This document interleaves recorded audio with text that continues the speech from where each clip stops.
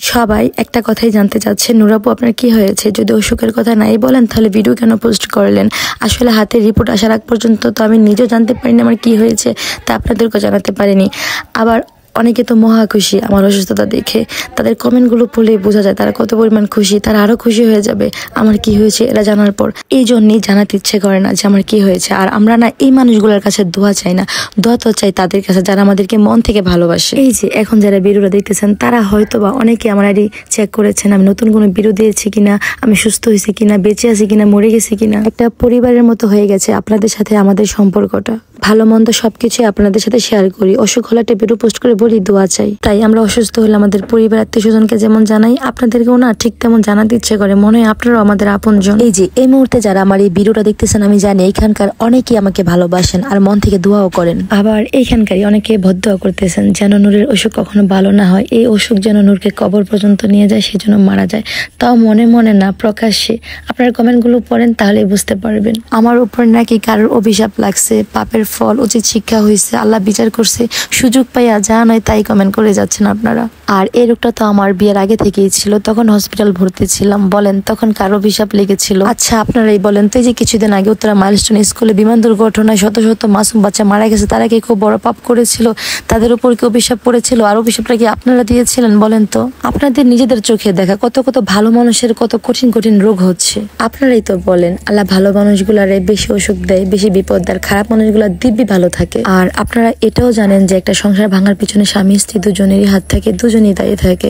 একটা দোষ ছাড়া অপরাধ ছাড়া কাউকে ছাড়া যায় না, কারোর প্রতি মায়া কাটে না যদি তার অপরাধ না থাকে। একটা সংসারের সৃষ্টি হয় প্রচন্ড ভালোবাসা, যত্ন আর মায়া দিয়ে। কোনো মায়ার টান না থাকলে একটা সংসার এত বছর টিকে না, আর ভেঙেও যায় সেই ভালোবাসা মানুষটার কাছ থেকে প্রচন্ড পরিমাণে আঘাত পেলে। অবহেলা, অপমান, অযত্ন একটা ভালো মানুষকে ধীরে ধীরে পাথর বানিয়ে ফেলে।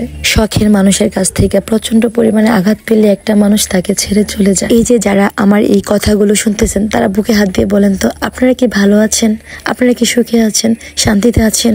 হয়তো আছেন নয়তো না, কিন্তু এই যে আপনাদের এই কষ্টগুলো কিন্তু আমরা দেখতেছি না, অন্যরা দেখতেছে না। যার যার জায়গা থেকে সেই জানে সে কতটা কষ্টের পর তার সংসার ভাঙে। আজ আমার হাজবেন্ডের সাথে আমার খুব ভালো সম্পর্ক, কাল নাও থাকতে পারে, ডিভোর্স হয়ে যেতে পারে, সে আরেকটা বিয়েও করতে পারে। ওই যে ডিভোর্স, আপনারা শুধু দেখবেন কি যে সে আমাকে ডিভোর্স দিচ্ছে, এটাই। ভিতরের খবর তো আপনারা জানেন না, ঘরের ভিতর কি হয়েছে, কি চলছে, কেন ডিভোর্স হয়েছে, ওইটা কিন্তু আপনারা জানেন না। আর এই না জানার কারণেই না আপনারা একটা মানুষের উপর আঙুল তোলেন, অভিশাপ দেন, বাজে কথা বলেন। আর আপনাদের বাজে কথাগুলো না আমাদের কলেজের ভিতরে এসে লাগে। একটা শিক্ষিত পুরুষ তো জানে তার মান সম্মান নষ্ট হবে, সমাজে মুখ দেখাতে পারবে না। তার মধ্যে যদি সন্তান থাকে, কলেজের টুকরা সন্তানটাকেও হারাতে হবে। এই যে এই ত্যাগগুলা করে, সেটা একটা ওয়াইফের প্রতি কতটা ঘৃণা আসলে তারপর মানুষ এটা করতে পারে। এই যে আপনাদের চোখের সামনে এমন অনেক ঘটনা ঘটতেছে, একটা পুরুষ 3টা-4টা বিয়েও করে। আচ্ছা তারা কি খুব সাধে করে নাকি খুব রঙে করে? শখের স্ত্রীর কাছ থেকে পাওয়া অপমান, অবহেলা একটা পুরুষের কলিজা ছিদ্র করে ফেলে। প্রচন্ড ভাবে সে আঘাত পায়। প্রচন্ড আঘাত না পাইলে একটা শখের স্ত্রীকে, সন্তানকে ছেড়ে কেউ দ্বিতীয় বিয়ে করে না। হায় রে অসহায় পুরুষ, তোমাকে কেউই চিনলো না, কেউই বুঝলো না, শান্তি তুমি পেলে না। একটু শান্তির জন্য মানুষ কত কিছুই না করে। দিন শেষে শান্তি আর হয় না। কথায় বলে না, প্রথম জীবনে যে শান্তি না হয় দ্বিতীয় জীবনে শান্তি মিলে না। আপনারা মানুষের ভিতরটা তো দেখেন না, বাইরটা দেখেন আর একটা মন্তব্য করে দেন। আপনারা যদি সুখ শান্তিটাই দেখেন, কষ্টের মুহূর্তগুলো তো আপনাদেরকে দেখানো যায় না। যার যায় সেই জানে, আপনারা জানবেন না। তাই বলবো প্লিজ বাজে মন্তব্য করবেন না, বাজে মন্তব্য করে আমাদের পাপগুলো আপনাদের গায়ে নিবেন না। আর এই লাইফটাই ছিল আমার হাজবেন্ডের, তার জীবনে কোনো শান্তি ছিল না, তাকে কেউ মানুষ বলেই মনে করতো না, সম্মান দিত না, বোঝে নিত। যার টাকা নাই তার পৃথিবীতে কোনো দাম নাই, এতটা নিচু করে দেখে মানুষ, তাকে কোনো সম্মানই দেয় না। আমার হাজবেন্ডের না অনেক কষ্ট, আগেও কষ্টে ছিল, এখনো হয়তো কষ্টে আছে। আমার ফ্যামিলি যে তাকে মূল্য দেয় সেটাও কিন্তু না। তাই বলবো প্লিজ কেউ আমার হাজবেন্ডকে ভুল বুঝবেন না। যদি পারেন তার জন্য একটু দোয়া করেন, যেন সে জীবনের শেষ কয়টা দিন একটু শান্তিতে থাকতে পারে। এই যা, আমি তো গল্প করতে করতে আমার ভিডিওই শেষ হয়ে যাচ্ছে। অসুখের কথা বলতে এসে জীবনের গল্প বলতেছি। আর আমার মনে হলো যে এগুলো বলা দরকার, কারণ আমার যে অসুখ হয়েছে আমি বাঁচবো কিনা মরে যাবো নিজেও জানি না, কখন কি হয়ে যায়।